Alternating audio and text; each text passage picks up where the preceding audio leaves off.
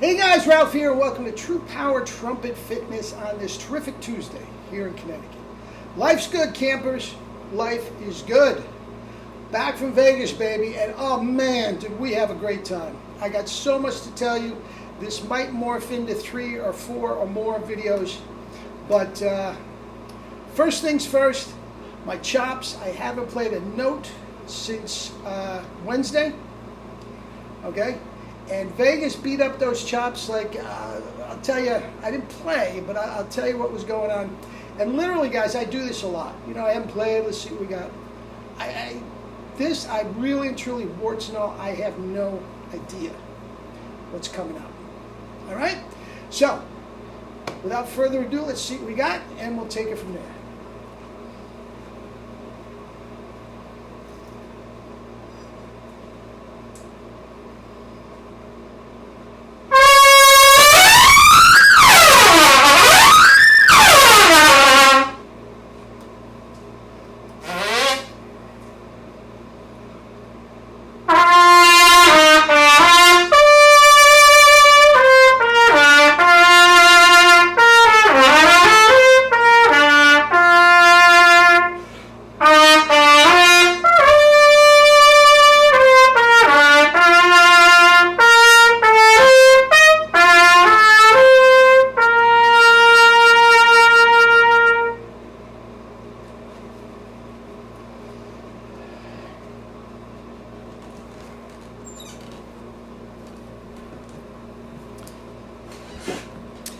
All right, not gonna lie, a little rough.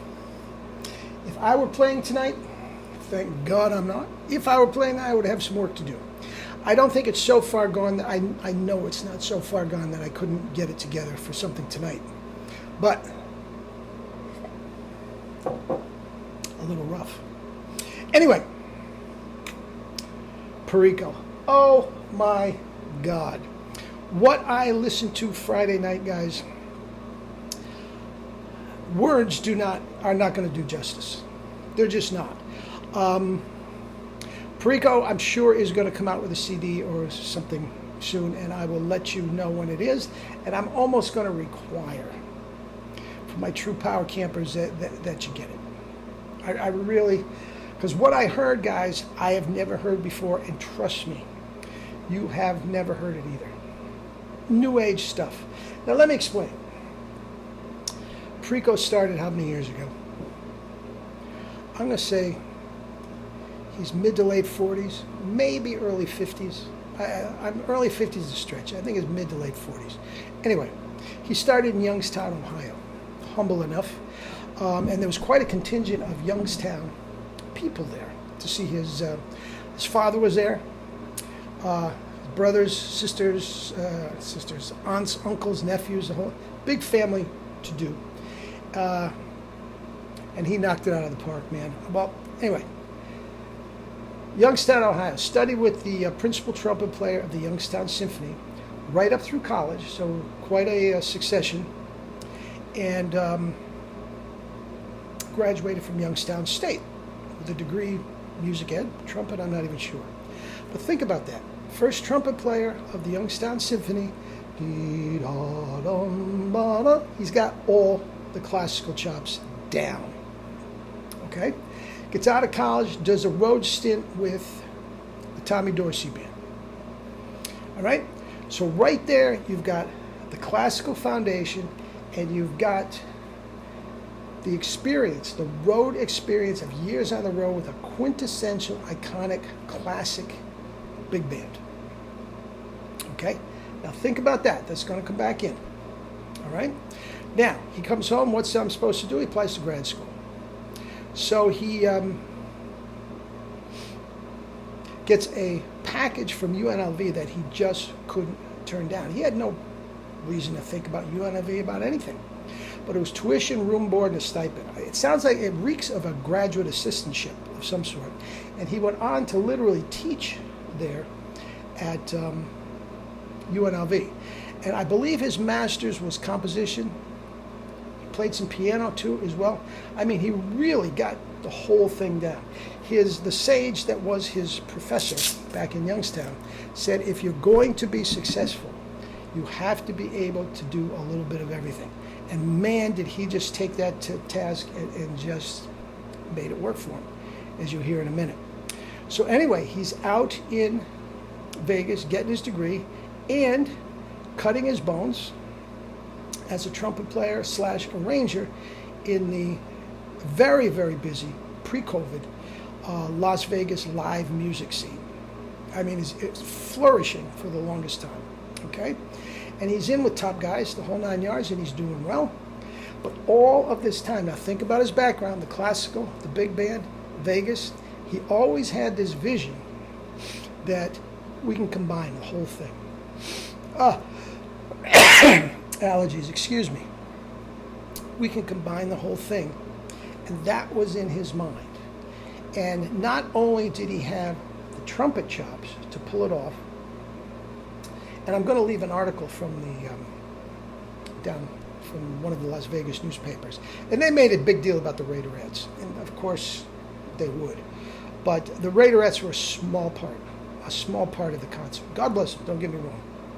All the glitz of Las Vegas, the whole 9 yards. So anyway, combine the three. So we got classical, we got big band, and we got all the vim and verb of Las Vegas. So, and not only does he have the trumpet chops to pull it off, he has the arranging chops to make all these things that are going on in his head come to fruition.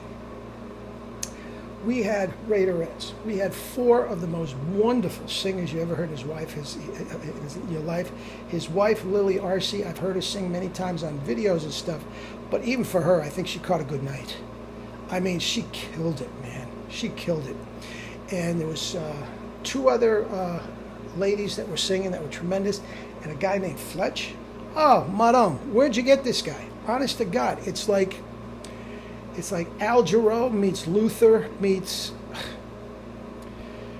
incredible. So anyway, all of this is going on, and the only thing that I can compare it to, now I want you to think about this, and I told you right at the beginning, words are not going to do justice. You had to be there. But think the Chicago Symphony in its heyday. Again, Tom DeLibera playing lead, I mean in the back section, a full brass section with a tuba, woodwinds, full strings, rhythm section, an amazing percussion and drum section, singers, dancers, light show. But picture the Chicago Symphony with Herseth conducting and playing all his licks on the podium facing the audience. Okay, start there. All right? You add all the excitement and the power and everything of DCI. Really, that's what was coming at you. And then you add Led Zeppelin to it. And he was doing Beethoven, Brahms. He started off with his own arrangement, but a takeoff on Maynard's Pagliacci. Killed it. Killed it. And the audience was going nuts right from the beginning, and they were with him right to the end. Right to the end. He started there, and we went Bruno Mars, and we went Kansas, Hotel California. Are you kidding me? I mean, he had everything with a string orchestra to it. It was amazing. And then I'm going to do a separate video on his rendition of Nessun Dorma. Oh, my God. Oh, my God. 2 standing ovation, full house. Full house. I'm not sure, close to 2,000 people. Full house.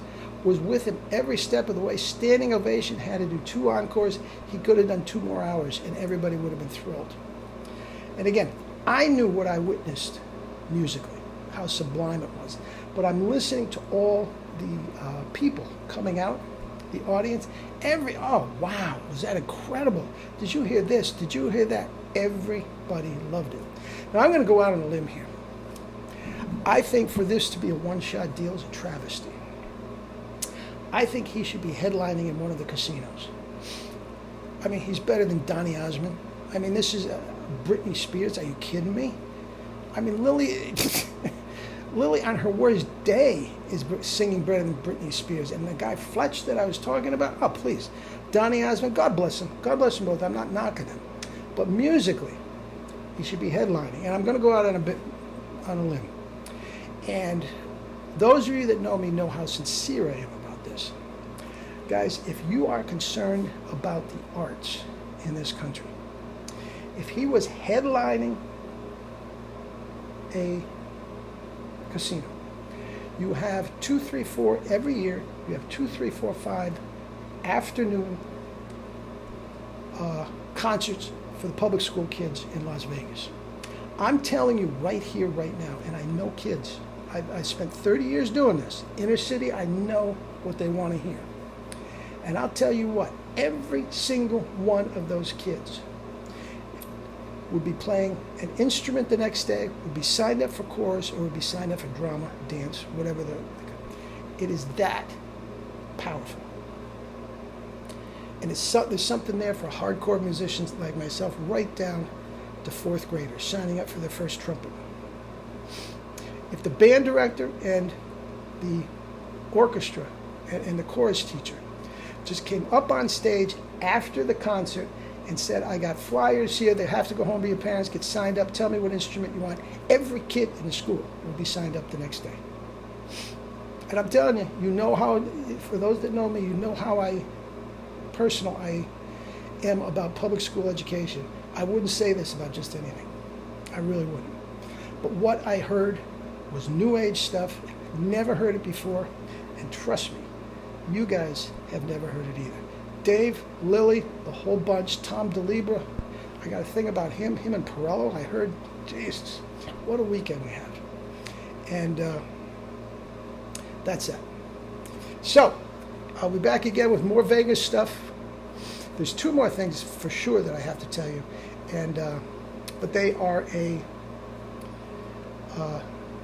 video unto themselves. So check out the newspaper article down below, and you get a little better idea of what was going on. All right, guys. Love you all. We'll talk again.